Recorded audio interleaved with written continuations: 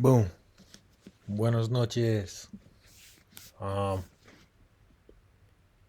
can you scale a culture without watering it down? Welcome to day 32 of Becoming More Well Read. Today's chapter is Apple Stores, Genius Bars, and Sienna Sandstone.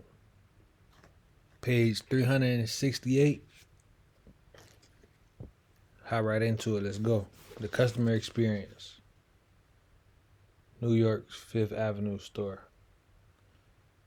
Jobs hated to cede control of anything, especially when it might affect the customer experience. But he faced a problem. There was one part of the process he didn't control, the experience of buying an Apple product in a store.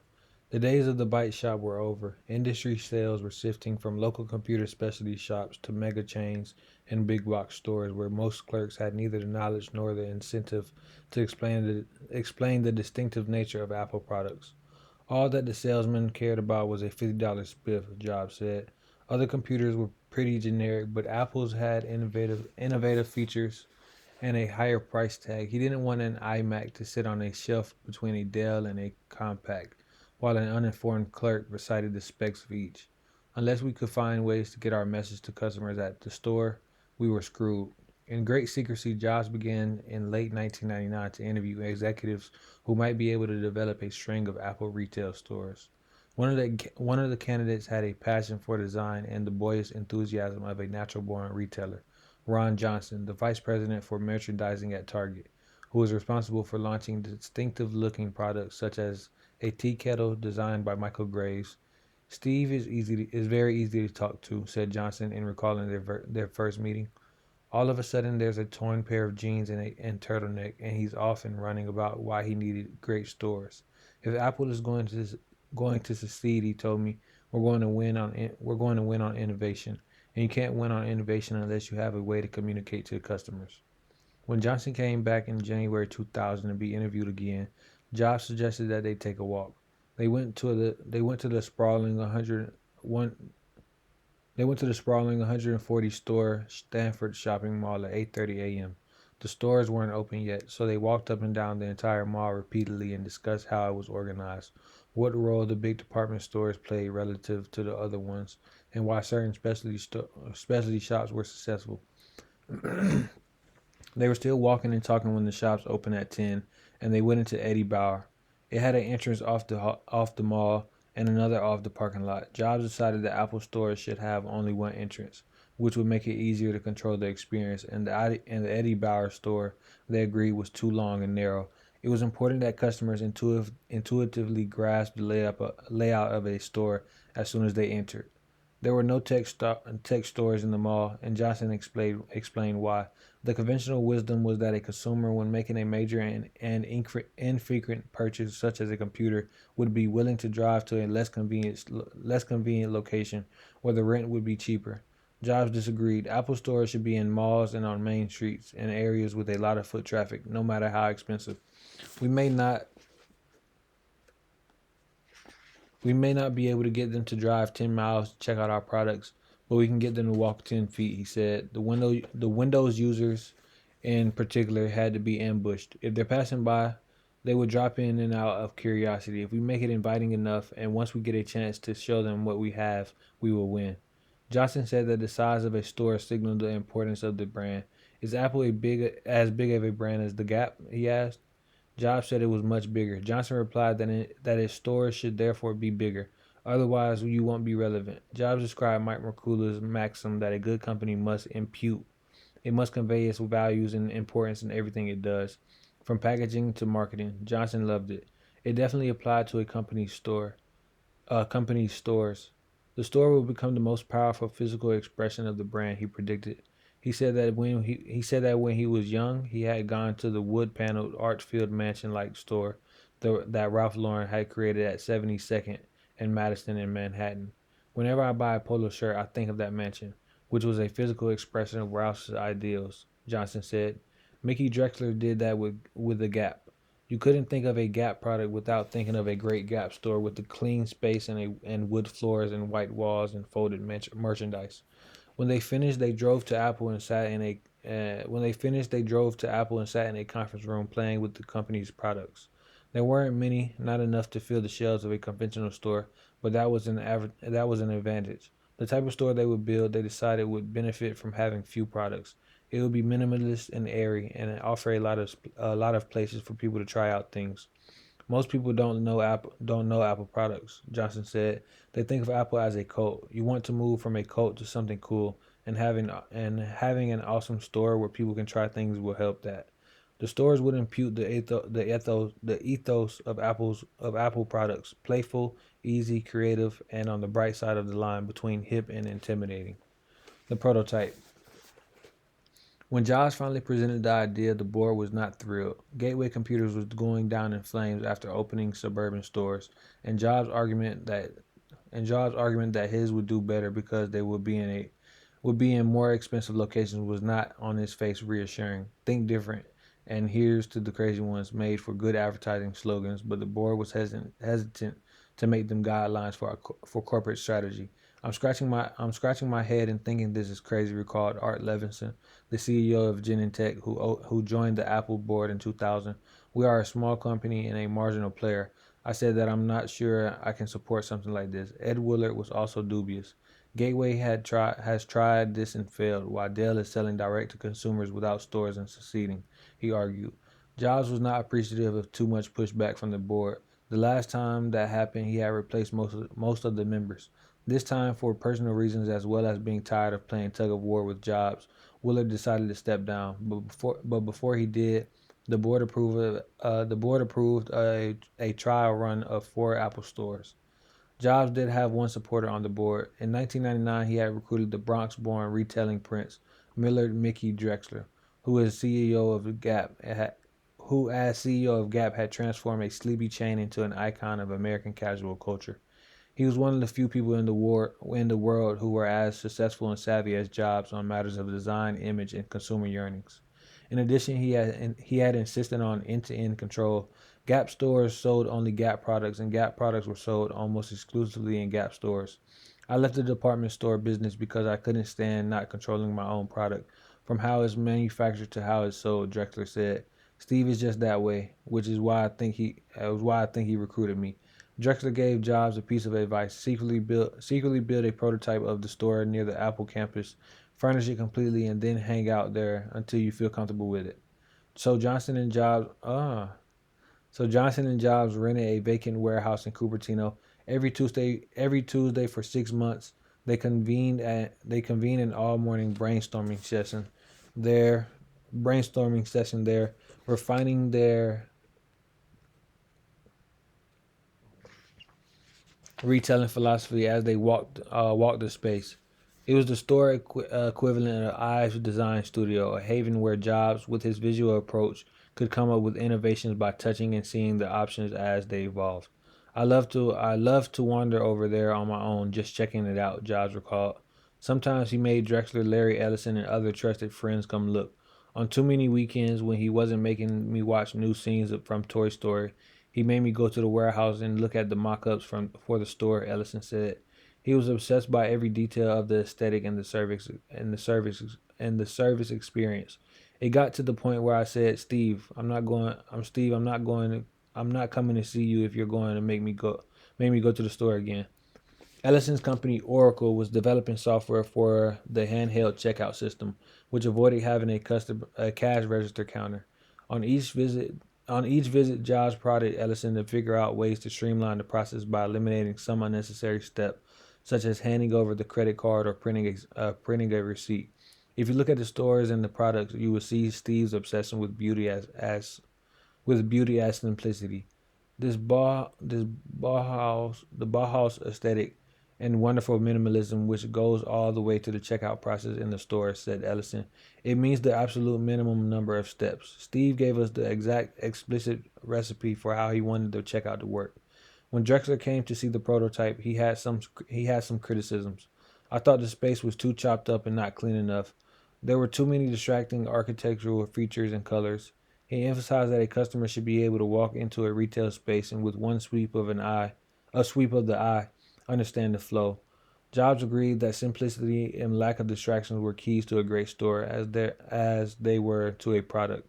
After that, he nailed it, said Drexler. The vision he had was complete control of the entire experience of his product, from how it was designed and made to how it was sold. In October 2000, near what he thought was the end of the process, Johnson woke up in the middle of the night before one of the Tuesday meetings with a painful thought. They had gotten something fundamentally wrong. They were organizing the store around each of Apple's main product lines, with areas for the Power Mac, iMac, iBook, and PowerBook. But Jobs had begun developing a new concept: the computer as a hub for all your digital activity. In other words, your computer might handle video and pictures from your cameras, and perhaps someday your music player and songs, or your books and magazines. Johnson's pre-dawn brainstorm was that the store should organize displays not just around the company's four lines of computers, but also around things people might want to do. For example, I thought there should be a movie bay where we'd have where we had various Macs and PowerBooks running iMovie and showing how you can import from your video camera and edit. Johnson arrived at Jobs' office early that Tuesday and told him about his sudden insight that they needed to reconfigure the stores. He had heard tales of his boss's intemperate tongue, but he had not yet felt its lash until now. Jobs erupted. "Do you know what a big change this is?" he yelled. "I've worked my ass off on this store for 6 months, and now you want to change everything." Jobs suddenly got quiet. "I'm tired. I don't know if I can design another store from scratch." Johnson was speechless, and Jobs made sure he remained so. On the ride to the prototype store, where people had gathered for the Tuesday meeting, he told Johnson not to say a word, either to him or to the other members of the team. So the 7-minute drive proceeded in silence. When they arrived, Jobs had finished processing the information. "I knew Ron was right," he recalled. So to Johnson's surprise, Jobs opened the meeting by saying, "Ron thinks we've got it all wrong. He thinks it should be organized not around products, but instead around what people do." There was a pause. Then Jobs continued, "And you know, he's right. He said they would redo the layout, even though it would likely delay the planned January rollout by 3 or 4 months. We've only got one chance to get it right." Jobs liked to tell the story, and he did so to his team that day, about how everything that he had done correctly had required a moment when he hit the rewind button. In each case, he had to rework something that he discovered was not perfect. He talked about doing it on Toy Story when the character of Woody had evolved into being a jerk, and on a couple of occasions with the original Macintosh. "If something isn't right, you can't just ignore it and say you'll fix it later," he said. "That's what other companies do."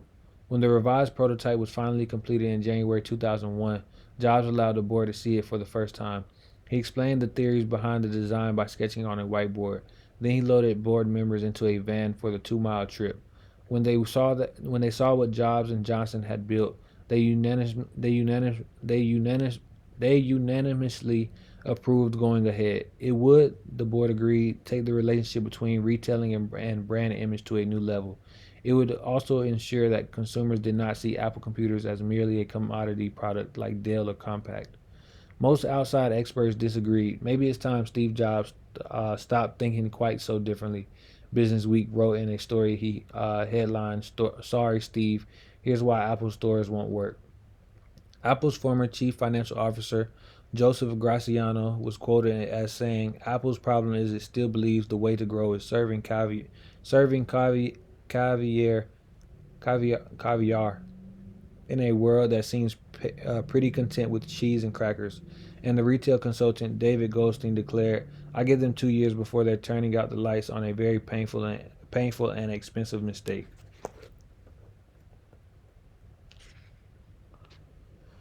Wood, stone, steel, glass.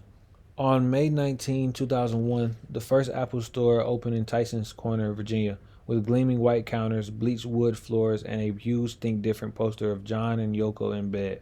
The skeptics were wrong. Gateway stores had been averaging 250 visitors a week. By 2004, Apple stores were averaging 5,400 per week.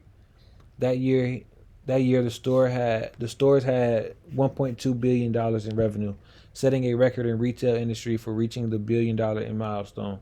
Sales in each store were tabulated every 4 minutes by Ellison Software, giving instant information on how to integrate manufacturing, supply, and sales channels.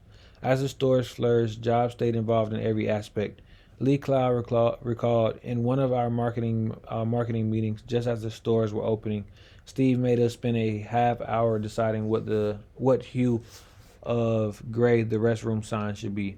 The architectural firm of Bowling Shawinski Jackson designed the signature stores, but Jobs made all of the major decisions.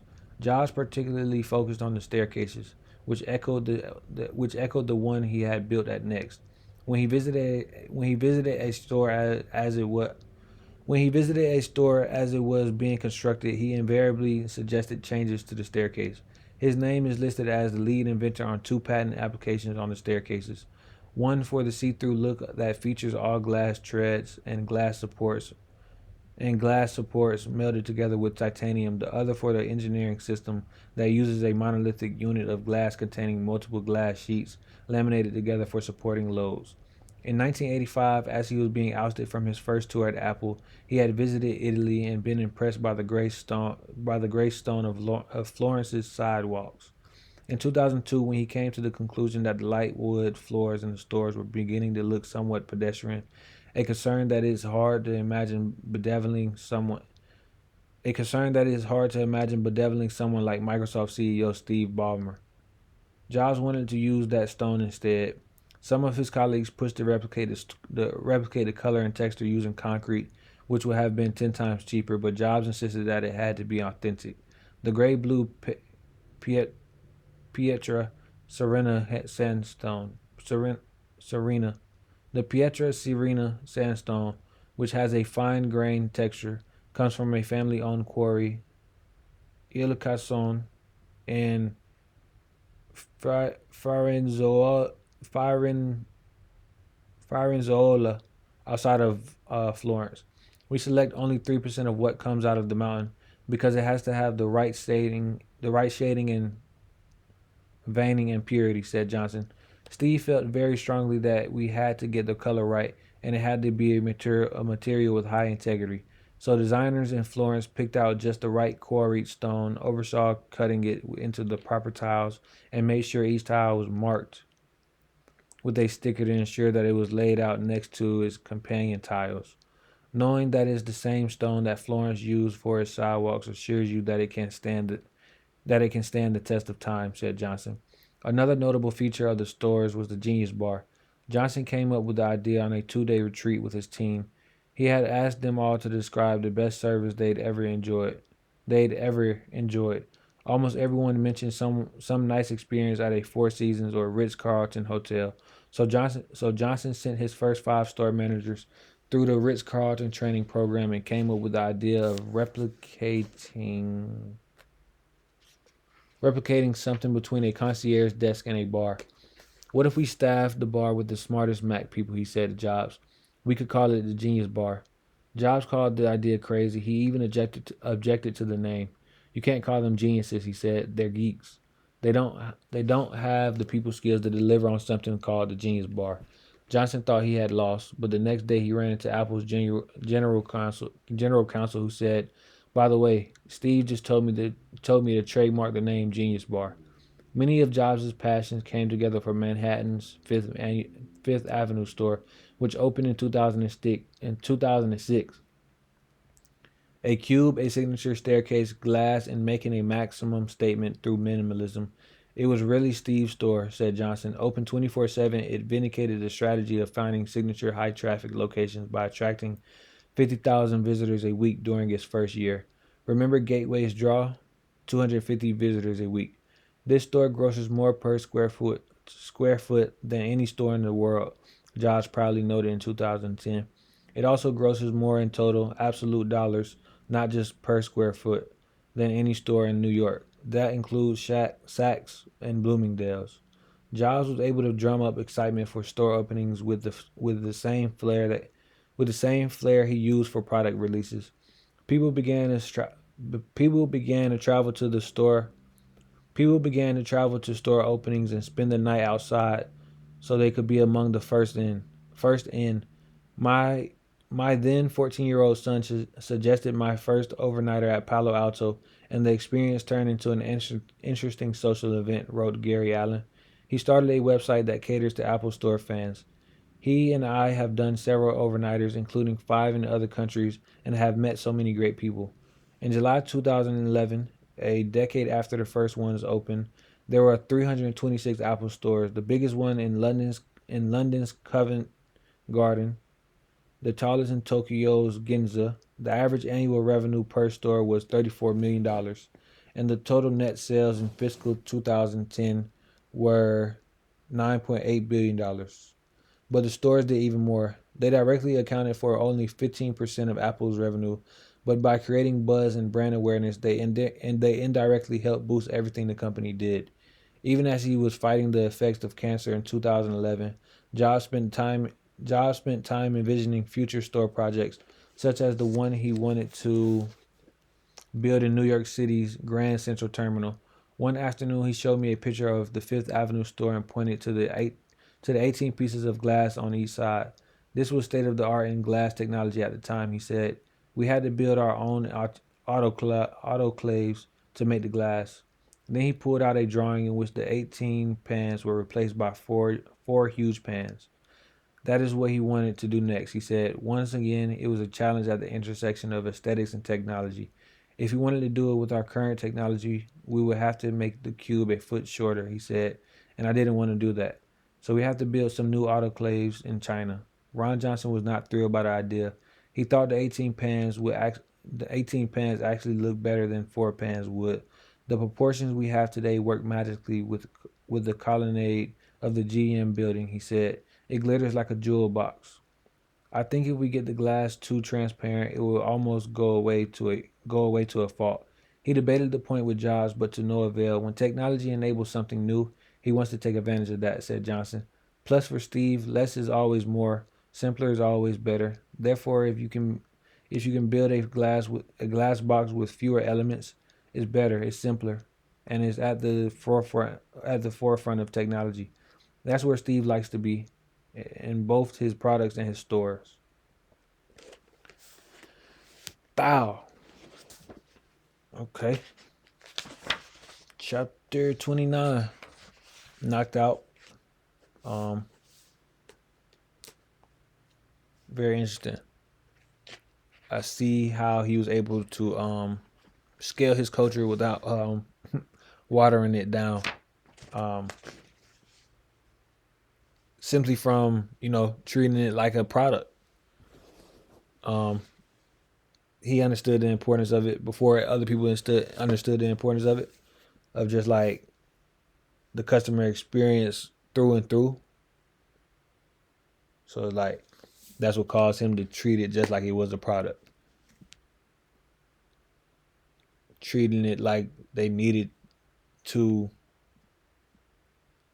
give the customers an experience that they would enjoy. Very cutting edge stuff here, man. Steve is very good at what he did. Um, Had a lot of focus, intense focus. But yeah, to scale culture without watering it down, you first have to be in the mix of culture. And the best way I could think about that, or like to be able to relay that, is shoot, bro. Like for me, basketball, right? It's like cool. I get to college, and it's like cool. Boom, you telling me to go run this suicide, run these 33s, shoot these 300 shots, but then it's like, where this what you used to do? No. Oh, and it's like the culture is never really able to not even take action, but it's like I use that example because it's just clear and cut. But it's like not saying that your coach has to take 300 shots, but it's like you're asking me to be better, but how are you being better in your life? You get what I'm saying? So I guess that's how that's how Steve was able to scale culture without watering it down. But yeah, This was day 32 of becoming more well read. See you back for day 33. Ciao.